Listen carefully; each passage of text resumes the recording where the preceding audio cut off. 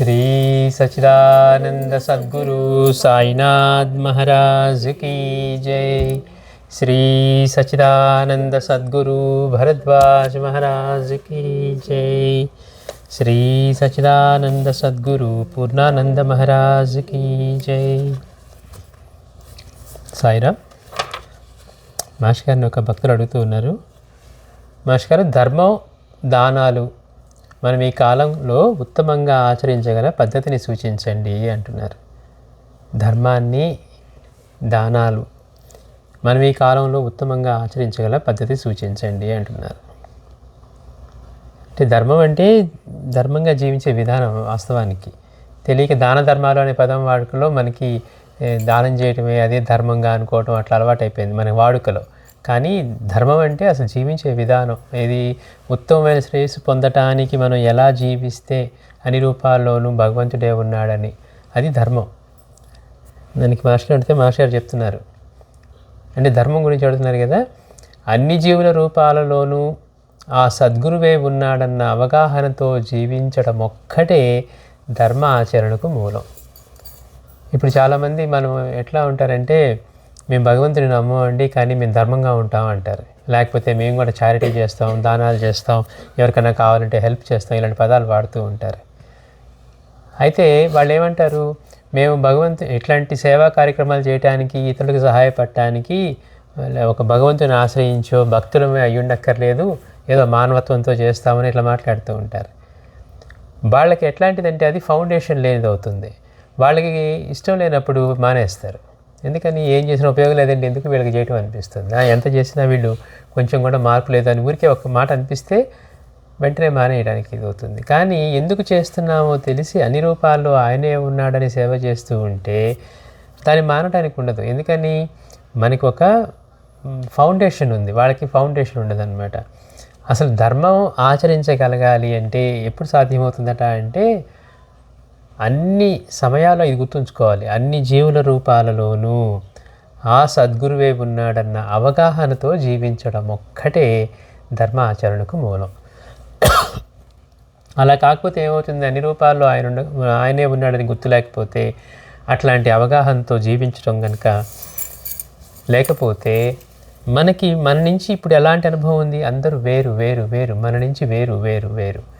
ఈ భావం ఉండటం వల్ల మనకి ఇష్టమైన వాళ్ళు, ఇష్టం లేని వాళ్ళు, మనకి గొడవైన వాళ్ళు, లేకపోతే ద్వేషం, అసూయ, ఎన్ని రాగాలో ఇలాంటివన్నీ ఉండి వాళ్ళ మీద పనిచేస్తుంటాయి. ఎందుకని, వేరు అన్న భావం, వాడు బయట వాళ్ళు మన వాళ్ళు కాదు.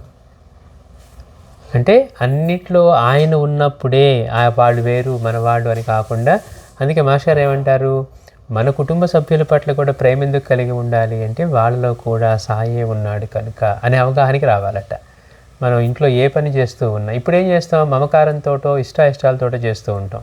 పిల్లలకి చేసినా, ఇంట్లో భార్యాభర్తలకి చేసుకున్నా కానీ వాళ్ళకున్న ఈ భావాల మీద చేస్తారు తప్పించి, నాలాగే అన్ని రూపాల్లోనూ ఆయనే ఉన్నాడు కనుక వాళ్ళని మనం ఇబ్బంది పెట్టకూడదు అనే అవగాహనతో మనం జీవించాం. కానీ అలా జీవించాలి అంటారు. అంటే అన్ని జీవుల రూపాల్లోనూ ఆయనే ఉన్నారని ఉన్న అవగాహనతో జీవిస్తే మాత్రమే మనకి ధర్మం ఆచరించడం సాధ్యం అవుతుంది. అందుకే మాస్టర్ ఏమన్నారు, సద్గురువుని ఆశ్రయించకుండా ధర్మంగా జీవించడం సాధ్యమే కాదన్నారు. మేము పలానా వాళ్ళని ఆరాధిస్తామండి, లేకపోతే మేము ఇంకొకరిని ఆరాధిస్తామన్న వాళ్ళే కొట్టుకోవడం చూస్తాం. లేదు మీ వాళ్ళకంటే మా వాళ్ళే గొప్ప అని శివకేశవ భేదం ఉన్న చోట అట్లానే చూస్తారు.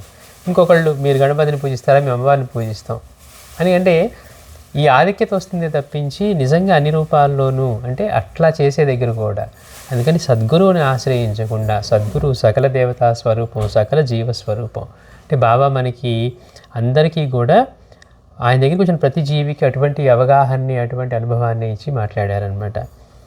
అందుకని మాస్టర్ అంటున్నారు, అట్లా ఆ అవగాహనతో జీవించడమే ఉత్తమం. మాస్టర్ గారిని అడిగిన ప్రశ్న ఏంటి, ధర్మము దానాలు ఉత్తమంగా ఎలా చేయాలి అని.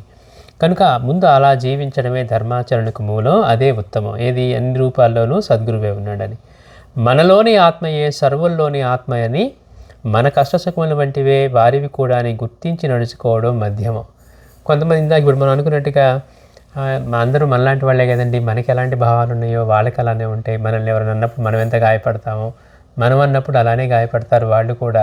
అందుకని ఎందుకు అనకుండా ఉంటే పోలా అని ఊరికే ఇట్లాంటి భావాలతోటి ఏదో మనల్ని మనం కంట్రోల్ చేసుకోవటం, అట్లా జీవించటం, అట్లా గుర్తించి నడుచుకోవడం మధ్యమం అంటున్నారు. అది ఉత్తమం కాదు, అది మధ్యమం. వాళ్ళకి కేవలం మానవత్వమే. ఈ ఆలోచన పోయినప్పుడు ఏమనిపిస్తుంది? ఎందుకు ఉండాలి, మనం ఉంటే మాత్రం వాళ్ళు ఉన్నారా అనిపిస్తుంది. అలా కాదు, అన్ని రూపాల్లోనూ ఆయనే ఉన్నాడు. మనం ఎవరి పట్ల ఎట్లా ప్రవర్తించినా ఆయనకే చెందుతుంది. మనం ఒక జీవిని ఆదరించినా, ఒక జీవిని దండించినా కానీ ఆయనకే చెందుతుంది అన్నప్పుడు ఇంకా మళ్ళీ మనకి ఇలాంటి ఆలోచన ఉండదు. అలా కానప్పుడు ఏమనిపిస్తుందంటే, మనం ఉంటే మాత్రం వాళ్ళు ఉంటున్నారా, ఎందుకు మనం కూడా అలానే ఉందాం, అయినా ప్రకృతి అంతా కూడా ఇట్లానే ఉంది అని మనకు అనిపిస్తుంది. అందుకని ఇది మధ్యమం. ఉత్తమం ఏంటంటే అన్ని రూపాల్లోనూ సద్గురువే ఉన్నాడన్న అవగాహనతో జీవించడం. అంటే మనకి ఇతరులు ఏది చేయాలనుకుంటామో అదే ఇతరులకు మనం చేస్తూ, ఇతరులు మనకి ఏమి చేయకూడదు అనుకుంటామో మనం అది ఇతరులకు చేయకుండటం మధ్యమం. అంటే ఇప్పుడు చెప్పింది ఉత్తమమైన ధర్మం కాదు, మధ్యమైన ధర్మం అంటే ఏంటి? మనకి ఇతరులు ఏం చేయకూడదు అనుకుంటామో, కీడు చేయకూడదు అనుకుంటాం, చెడు చేయకూడదు అనుకుంటాం, అలానే మనం ఇతరులకు చేయకుండా ఉండటం.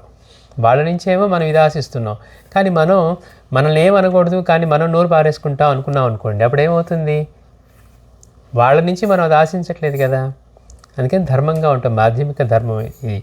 అలాగే మనకి ఇతరులు ఏం చేయాలనుకుంటాం, మంచి చేయాలనుకుంటాం, చెడైతే చేయకూడదనుకుంటాం, మంచి చేయాలనుకుంటాం. అలాగే మనం కూడా ఇతరులకి మంచి చేయాలనుకోవటం, ఇది మధ్యమం. కారణం మొదటిదేమో పరమార్థిక దృష్టి. అన్ని రూపాల్లోనూ సాయినాథుడే ఉన్నారు, అన్ని జీవులలోనూ ఆయనే ఉన్నారు అని గుర్తించి నడుచుకోవటమేమో పారమార్థిక దృష్టి. రెండవది కేవలం మానవతా దృష్టి. మనకి తగిలినట్టే వాళ్ళకి తగులుతుంది కదండి అనుకొని జీవించిన మానవతా దృష్టి. అట్లా కాకుండా స్వర్గం కోసం, మంచి జన్మల కోసం ఆశించి మాత్రమే ధర్మం చేయడం, నరకము మరియు దుఃఖపూరితమైన జన్మలకు వెరచి మాత్రమే పాపం చేయకుండటం అధమపక్షం. మనమేమనుకుంటాం? చాలా వరకు మనకి చెప్పిన వాళ్ళు ఇలాంటి తప్పులు చేయకూడదు, చేస్తే నరకం వస్తుంది, మీకు స్వర్గం కావాలంటే పుణ్యం చేయాలి, దాన ధర్మాలు చేయాలి, ఎవరికైనా సహాయం చేయాలి. ఇవి ఎందుకోసం చేయమంటున్నారు? ముక్తి కోసం అని చెప్పట్లా, ఆనందం కోసం అని చెప్పట్లా. మీకు స్వర్గం వస్తుంది, సంపదలు వస్తాయి, లేకపోతే నరకానికి పోకుండా ఉంటారు, ఇలాంటి జన్మలు రాకుండా ఉంటాయి అంటే వాటిని ఆశించి చేయటం అధమం. మనకేమనిపిస్తుంది? ఏదో ఒకటి లేని పుణ్యమే కదా చేస్తుంది అనిపిస్తుంది. అంటే మనకి ధర్మం తెలియనప్పుడు, మనం అలా అనుకుంటున్నప్పుడు అది కరెక్ట్ అనిపిస్తుంది. కానీ ఆ మూడిట్లోకి అధమం అంట. మాస్టర్ గారు అంటారు, ఎందుకు చదువుకోవాలి? ఉద్యోగం కోసం అంటే అధమమేనట. ఎందుకు చదువుకోవాలి అంటే మనం తెలుసుకోవటానికి. మనిషికి జిజ్ఞాస ఉంటుంది. రోడ్డు మీద వెళ్తూ ఉంటాం, అక్కడ ఏదో జరిగింది, గుంపు కూడారు జనం. ఇక్కడ చూడండి, మనకి పార్కింగ్ లాట్లో మామిడికాయల కోసం వస్తే అక్కడ ఏంటా అని చూస్తాం. అంటే మనకి ఎట్లా ఉంటుంది జిజ్ఞాస, అదేంటో తెలుసుకోవాలని. అంటే తెలుసుకోవాలి ప్రకృతి అంతా ఎట్లా ఉంది, దాన్ని విద్య చదువుకోవడం అనేది మనిషికి జిజ్ఞాస. లేకపోతే పశువే అవుతాడు అంటారు మాస్టర్ గారు. అది అలాని భర్తృమహర్షి చెప్పారు అని. అంటే మనిషికి జిజ్ఞాస తెలుసుకోవాలనేది ఉంటుంది. అందుకు విద్య తెలుసుకోవాలట. ఇవన్నీ ఎలా ఉన్నాయి, ఇవన్నీ ఎలా నిర్వహింపబడుతున్నాయి, ఇవన్నీ. అలా కాకుండా లేదండి చదువుకుంటే ఏదో మార్కులు వస్తే ముక్కులు పెట్టుకొని రాసేసాం అని చదువుకోవటం అధమం. అంటే పాస్ మార్కుల కోసమో లేకపోతే మనం జాబ్ తెచ్చుకోవాలని చదువుకోవటమో అధమం. కానీ విద్య కోసం అంటే ఈ పనిని ఎందుకు చేయాలి, మనం చెడు ఎందుకు చేయకూడదంటే, అమ్మో చెడు చేస్తే నరకం వస్తుందండి అందుకని చేయట్లేదు అన్నాం అనుకోండి, అది అధమం అట. అన్ని రూపాల్లోనూ ఆయనే ఉన్నాడు కనుక మనం ఇలానే ధర్మంగా నడుచుకోవాలని చేయటమే ఉత్తమం. కొంతవరకు మానవతా దృష్టితో చేయటం అది మధ్యమం అన్నారు. అందుకని అయినప్పటికీ కూడా ధర్మం ఆచరించకపోవడం మాత్రం అధమాధమం. అధమంలో కూడా మళ్ళీ అధమం. ఏదో కారణం చేతైనా కనీసం నరకానికి భయపడో లేకపోతే స్వర్గం కావాలనుకోనో కనీసం అదన్నా చేయాలి. కానీ ధర్మం అనేది మనం ఆచరించాలి. మానవతా దృష్టితోన, పారమార్థిక దృష్టితోన. కనీసం అధమంగా అమ్మో నాకు నరకం అంటే భయం అండి, నాకు మాత్రం ఈ జన్మలో నేను జాగ్రత్తగా ఉంటాను ఎందుకంటే నరకానికి వాడాను, అప్పుడు ఎట్లాగో మనం చూడం. కానీ మనం ఇప్పటి నుంచి ఆ భయంతో చేయకపోవడం లేదు, ఇప్పుడు చేసుకుంటే పుణ్యం వస్తుంది అన్న భావంతో పుణ్యం కోసం తపన పడటం. అయితే కనీసం ఏదో ఒక కారణం చేత అన్న మాత్రం మనం ధర్మం ఆచరించాలి. మనం డిస్టింక్షన్లో పాస్ అవుతామా, పాస్ మార్క్తో పాస్ అవుతామా, కరెక్ట్గా అదే పాస్ మార్క్ వచ్చి పాస్ అవుతామా, అది మనం ఏదో ఒకటి చేయాలి, కానీ పాస్ అవటం మాత్రం కావాలి. అంటే ధర్మాన్ని ఆచరించడం అంత అవసరం. అసలు చేయకుండా ధర్మాన్ని ఆచరించకుండా ఉండటం అధమాధమం అన్నారు. ఇవన్నీ నేను చేయలేనులేండి, ఎందుకు నేను వదిలేస్తాను అన్నాం అనుకోండి, అది అధమాధమం అంటున్నారు. సాటివారి కూడా ధర్మం ఆచరించందే మనొక్కరమే ధర్మం ఆచరించడం ఎంతో కష్టంతో కూడిన పని. మామూలుగా మనకు అనిపిస్తుంది, మనం సగం మానేయడానికి కారణం ఏంటి? మనం నోరు కంట్రోల్ పెట్టినాం అనుకోండి, పక్కన వాళ్ళు అది మనకి బలహీనత అనుకుంటారు, లేకపోతే మనం బలం లేదనుకుంటారు, లేకపోతే చేతగాంతనం అనుకుంటారు. అందుకని మనం గట్టిగా మాట్లాడితే ఏం చేస్తారు, వాళ్ళు కంట్రోల్లో ఉంటారు సహజంగా. అందుకని మనం ఏం చేస్తాం, అమ్మో ఇవాళ కాలంలో మనం ఉండలేమండి అంటాం. అంటే ఏంటి? అదే మనలాగే పక్కన వాళ్ళు కూడా ఎందుకు ధర్మంగా జీవించాలి, ఇబ్బంది పెట్టకూడదు అని అనుకున్నారనుకోండి, మనకి సమస్య ఉండదు. అందుకని మాస్టర్ గారు అంటున్నారు, ధర్మం మనొక్కళ్ళమే ఆచరించాలంటే మనకి ఏమవుతుంది, పరిస్థితులు చుట్టూ ఉన్నవి కష్టం అనిపిస్తుంది. మనొక్కరమే ధర్మం ఆచరించడం ఎంతో కష్టంతో కూడిన పని. ఆ కారణంగా మాత్రమే సాటివారికి కూడా ధర్మ ప్రభుత్వం చేయటం మధ్యమ పక్షం. అయ్యో మనం ధర్మంగా ఉంటున్నామండి, వాళ్ళు అధర్మంగా ఉంటున్నారు, మనకి ఇబ్బంది కలిగిస్తున్నారు, కనుక వాళ్ళకి మనం ధర్మాన్ని బోధించి వాళ్ళని కూడా ధర్మ మార్గంలోకి రమ్మని చూద్దాం అని చేయడం మధ్యమ పక్షం అంటున్నారు. అంటే అది ఉత్తమమైంది కాదు. అంటే మనకి ఇబ్బంది కలిగిస్తున్నారు కనుక వాళ్ళని ధర్మ మార్గంలోకి రప్పిస్తే వాళ్ళు మనల్ని ఇబ్బంది కలిగించరు, వాళ్ళు కూడా తెలుసుకుంటారు అనుకోవటం మధ్యమ పక్షం. అట్లా కాదు, సృష్టిలో ప్రతి జీవి సాటి జీవులకు హితం చేస్తూ మాత్రమే జీవిస్తూ ఉండడం వలన మనం జీవించగలుగుతున్నాం. చెట్లు కాయలను, పశువులు పాలు ఇస్తుంటూనే మనం జీవిస్తూ ఉన్నాం. కనీసం వాటి మాత్రమైనా సాటి జీవులకు హితం చేయడం మన ప్రధాన కర్తవ్యం అన్న భావనతో సాటి వారికి ధర్మ ప్రబోధం చేయడం అంతకంటే మేలైనది. అంటే ఏంటి, సృష్టిలో మనం అనుకుంటాం మేము ఎవరి మీద ఆధారపడమండి, మేమే కష్టపడి సంపాదించుకున్నాం, మేమే చేస్తున్నాం అంటాం. కానీ సృష్టిలో అసలు మనం దేని మీద ఆధారపడకుండా జీవించడం ఇంపాసిబుల్. మనం డబ్బుతో కొనుక్కుంటున్నప్పటికీ ఆ డబ్బు కోసం కూడా వేరే కంపెనీ మీద ఆధారపడుతున్నాగా ఉద్యోగం చేయాలంటే అదే అనుకున్నా కానీ ఆ వచ్చిన తర్వాత మనకి పాలు రావాలన్నా, పండ్లు రావాలన్నా, కూరలు రావాలన్నా, ధాన్యం రావాలన్నా, ఏవి రావాలన్నా నీటి దగ్గర నుంచి ప్రతి ఒక్కటికి అన్ని జీవుల మీద ఆధారపడుతూ ఉన్నామా?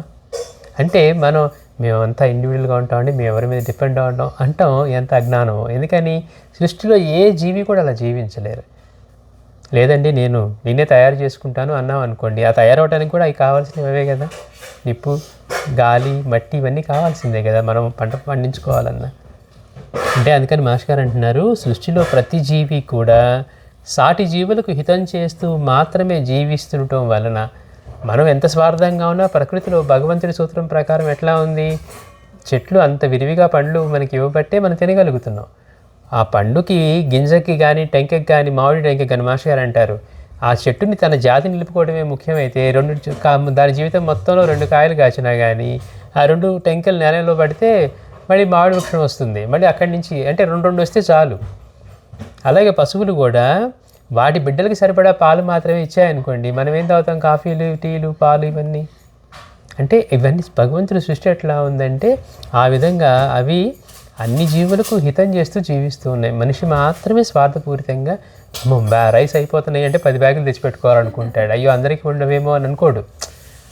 కారణం ఏంటి, మనకుంటే చాలు అనే భావంతో, స్వార్థంతో మనం జీవిస్తూ ఉంటాం.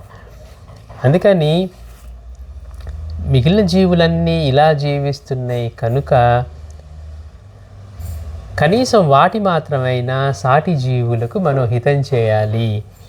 అది చేయడం మన ప్రధాన కర్తవ్యం అన్న భావనతో ఎందుకు చేస్తున్నామంటే, ఇదిగో అన్ని జీవులు సాటి జీవులకు హితం చేస్తూ ఉన్నాయి, మనం కూడా చేయడం మన ధర్మం. మనం ఈ ప్రకృతి అంతా ఇచ్చినవి తిని మనం తిరిగి ప్రకృతికి ఏం చేస్తున్నాం అంటారు. మాస్టర్ అందరి వాళ్ళు ఆ మాట అంటారు. ప్రతి ముద్ద తినేటప్పుడు నేను ప్రశ్నిస్తుంది, ఇన్ని జీవుల శ్రమని మనం స్వీకరిస్తున్న ఆహారంగా తిరిగి మనం సమాజానికి ఏమైనా చేస్తున్నామా అంటారు. మనం తినేటప్పుడు ఏం చూస్తున్నాం, అందులో ఉప్పు ఉందా, ఉప్పు తగ్గిందా, రుచి ఉందా లేదా, ఇలా ఆలోచిస్తున్నామే తప్పించి ఇన్ని జీవుల యొక్క సమిష్టి కృషిని మనం తీసుకోగలుగుతున్నాం ఈరోజు, తిరిగి మనం ఏమైనా చేయగలుగుతున్నామా అని ప్రతి ముద్ద నుండి ప్రశ్నిస్తుందంటారు మాస్టర్ గారు. మనకి అలా ప్రశ్నించదు, మనకేంటంటే బాగుందా బాగాలేదా అనిపిస్తుంది.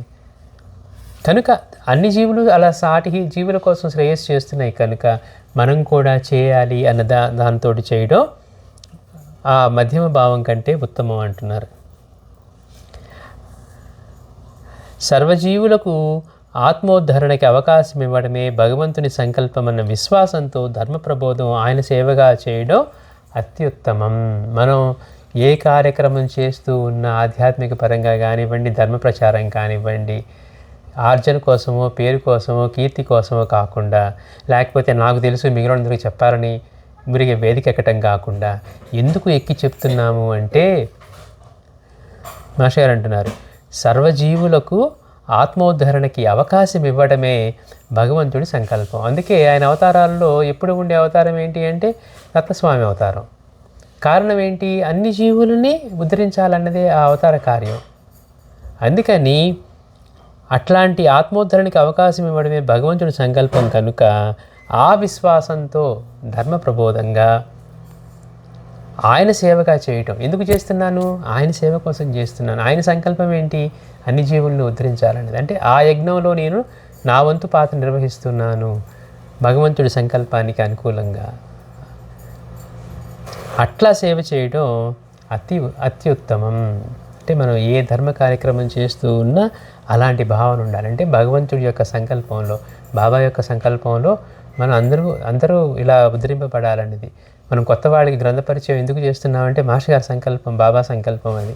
అందరూ కూడా ఎవరి దగ్గరికి వెళ్లకుండా ఉత్తమమైన మార్గాన్ని తెలుసుకొని ఇంట్లో కూర్చొని ఆయన యొక్క అనుగ్రహాన్ని పొందాలి పారాయణ చేసి అనేది మాస్టర్ గారు. అందుకే ఆయన ఆ గ్రంథాన్ని మనకి అందించి ప్రచారం చేశారు. బాబా గురించి తత్వ ప్రచారం చేశారు. ఇన్ని రకాలుగా మనకి ఆయన గురించి అందించారు.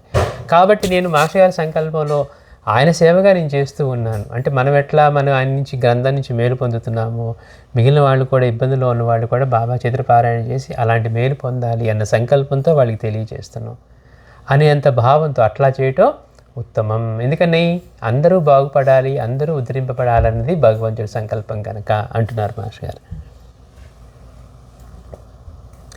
ఇందువల్ల సర్వులకు ఉత్తమ జీవిత విధానం తెలిపి వారి జన్మ పరంపరలన్నీ ఉత్తమమయ్యే అవకాశం వారికి కలుగుతుంది. ఇలా చేయటం వల్ల ఏమవుతుంది అంటే ఆకలికి ఉన్నవాడికి మనం ఒక పూట పెట్టామనుకోండి, వాడికి ఆ పూట తీరుతుంది. కానీ వాడి ప్రవర్తనలో కానీ బుద్ధిలో కానీ మార్పు రావాల్సిన అవసరం లేదు.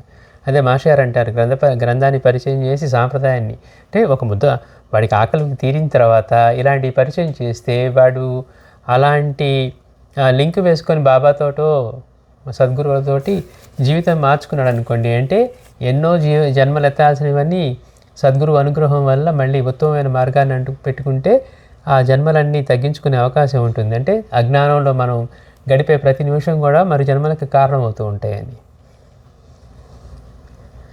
కాబట్టి అట్టి ధర్మాన్ని ఆశ్రయించుకొని అర్థము, కామము, మోక్షం సాధించుకునడమే సత్యయుగం. అంటే సత్యయుగం అయిపోయిందంటే అంటాం మనం కలికాలంలో ఉన్నామండి, సత్యయుగం అయిపోయింది. కాబట్టి ఇప్పుడు అందరూ ఇలానే ఉన్నారంటే అందరూ స్వార్థంతోనే ఉన్నారు కనుక. అలా కాకుండా మనం మనిషిగా మనకి జన్మకు వచ్చిన తర్వాత సాధించుకోవాల్సింది అంటే ధర్మార్థ కామ మోక్షాలు.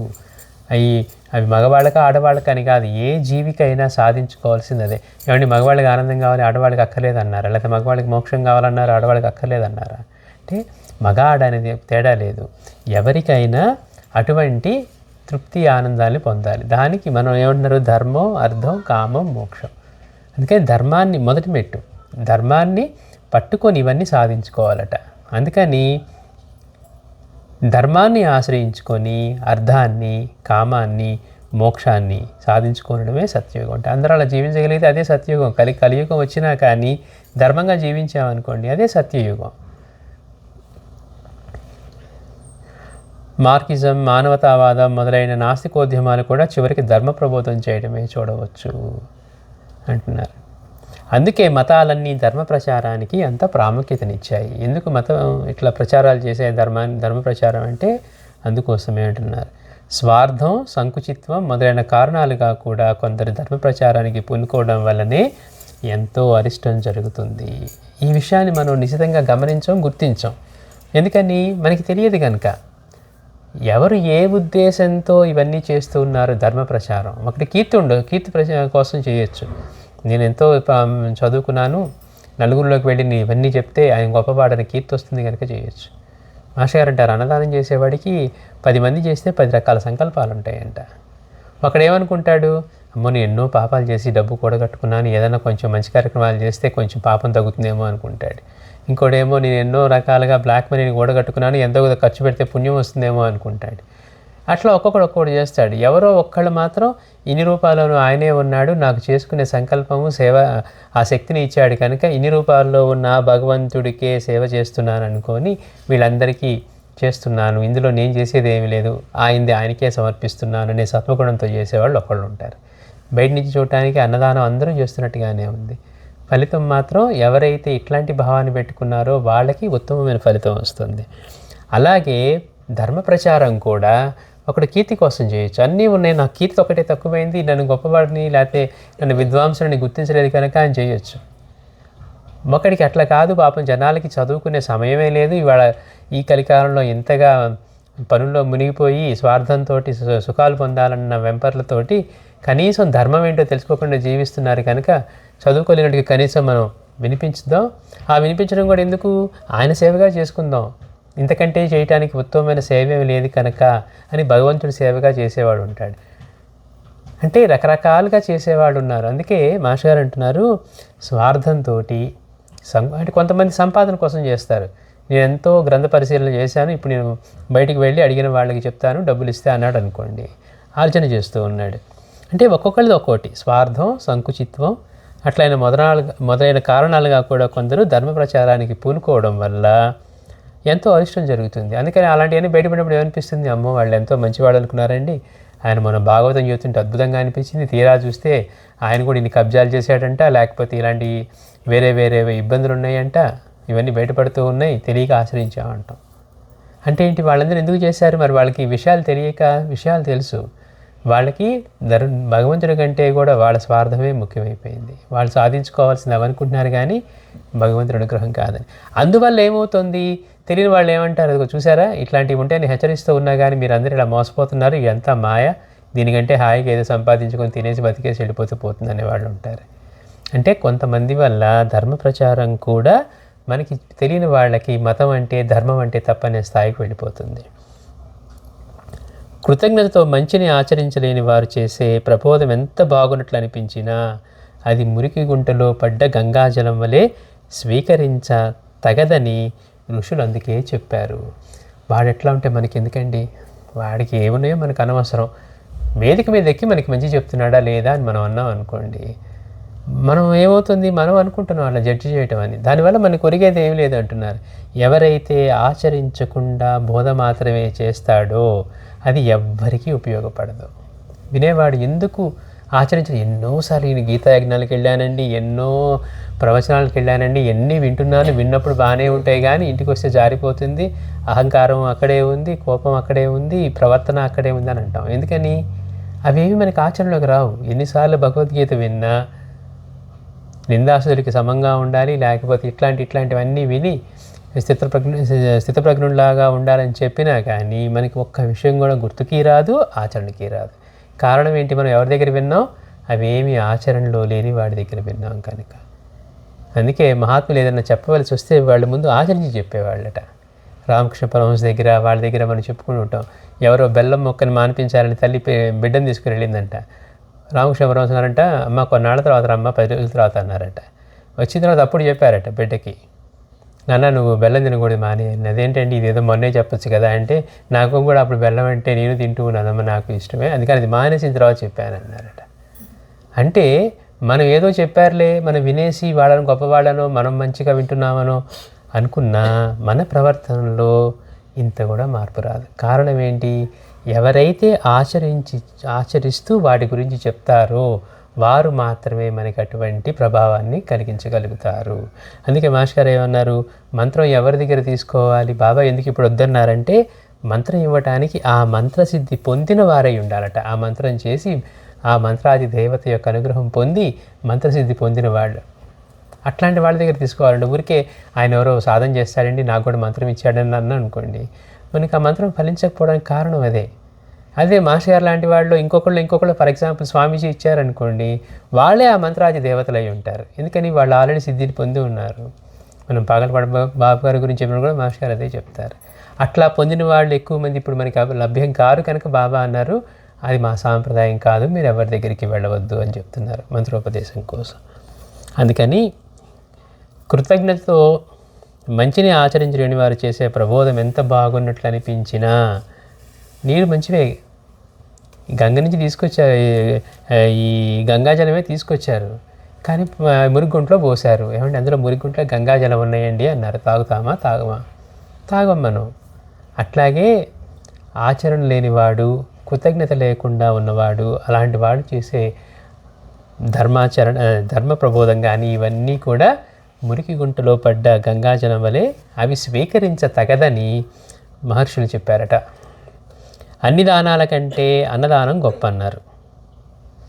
మనకి మామూలుగా మనం వినేది ఏంటి? అన్ని దానాల కంటే కూడా అన్నదానం గొప్పదన్నారు. కానీ విద్యాదానం ముల్లోకాలను దానం ఇచ్చినంత ఫలితమని మహాభారతం చెప్తుంది. అన్నిటికంటే గొప్పది ఏంటి అంటే విద్యాదానం అంట. అందుకు వినియోగించిన ధనమే ఉత్తమమైన దానం. అంటే విద్యాదానానికి వినియోగించే ధనమే ఉత్తమమైన దానం. అంటే ధర్మం గురించి చెప్పారు ఇప్పుడు దాకా మాస్టర్ గారు. దానం ఎలా చేయాలో చెప్తున్నారు. అన్ని దానాల్లోకి అన్నదానం మేలంటారు, ఉత్తమమైనది అంటారు. కానీ మహాభారతంలో ఏం చెప్పబడిందట అంటే వాటన్నిటికంటే కూడా విద్యాదానమే విద్యాదానం వల్ల ముల్లోకాలు దానం ఇచ్చినంతటి ఫలితమని మహాభారతం చెప్తుంది. అందుకు వినియోగించిన ధనమే ఉత్తమమైన దానం. అందుకే శ్రీ సాయిబాబా జీవిత చరిత్ర, శ్రీ గురు చరిత్ర, శ్రీ సాయి ప్రబోధామృతం మొదలవి ప్రచురించడానికి మనం అంతగా ప్రయత్నించేది. అంటే గ్రంథాలని కనుక ఎవరికైనా మనం అలా దానం చేయటం అనేది కనుక చేస్తే ముల్లోకాలని దానం ఇచ్చినంత అని అంటున్నారు విద్యాదానం వల్ల.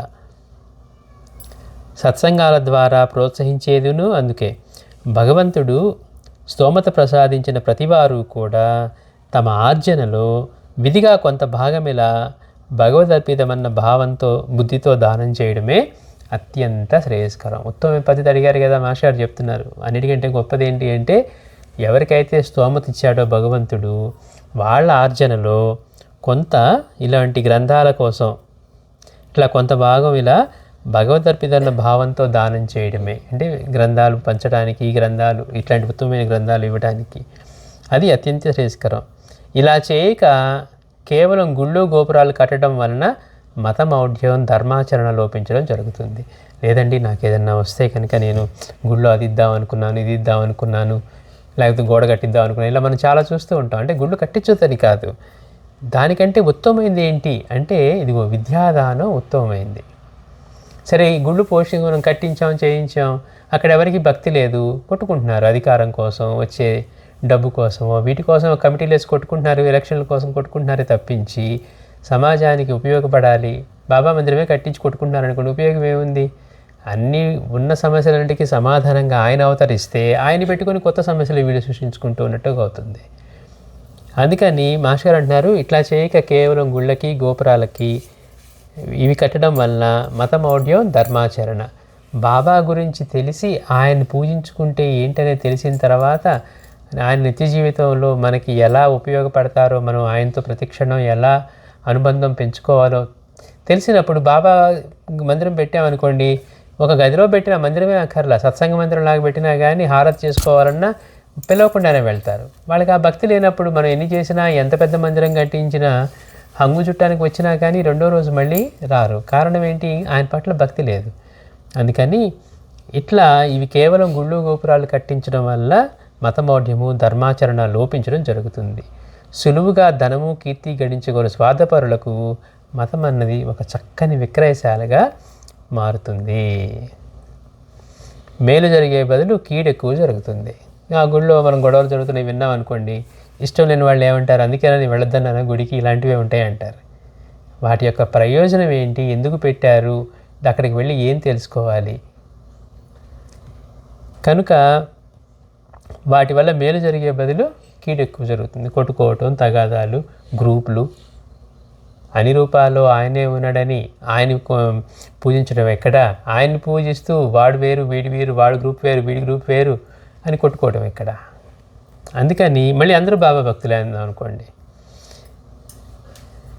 కాబట్టి సామాన్యమైన ఆర్థిక స్తోమత గలవారేమో యథాశక్తి వీటి ప్రతులను కష్టంలో ఉన్న పేదలకు, ఆత్మీయులకు ఈ సద్గ్రంథాలు విద్యాదానంగా భగవంతుని సేవగా ఇచ్చి పారాయణ చేసుకోమని చెప్పి వారు మేలు పొందాక కృతజ్ఞతతో ఈ సత్కార్యంలోనే యథాశక్తి పాల్గొనమని చెప్పాలి.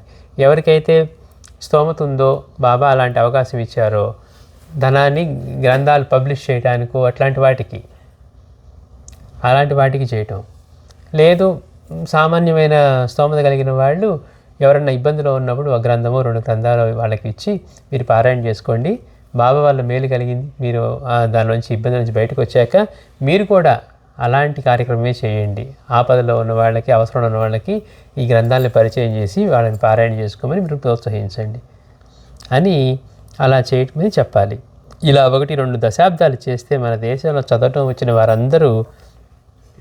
వారందరికీ కూడా శ్రీ సాయినాథుడు, శ్రీ దత్త సాంప్రదాయము పరిచయం అవుతారు అంటున్నారు. చూడండి, మనకి ఇవన్నీ తెలియకపోవడం వల్లే బాబా గురించి, దత్త సాంప్రదాయం గురించి తెలియకుండా అయిపోయింది. మన ఆంధ్రదేశంలోనే శ్రీపాదుడు వచ్చాడని తెలియదు, తర్వాత నృసింహ సరస్వామి వెళ్ళిపోయారని తెలియదు, మహారాష్ట్ర వైపు ఇటువైపు ఇట్లా. అందుకని అలా చేయటం వల్ల బాబా గురించి అలాగే దత్త సాంప్రదాయం గురించి కూడా పరిచయం అవుతుంది అంటారు మాస్టర్ గారు.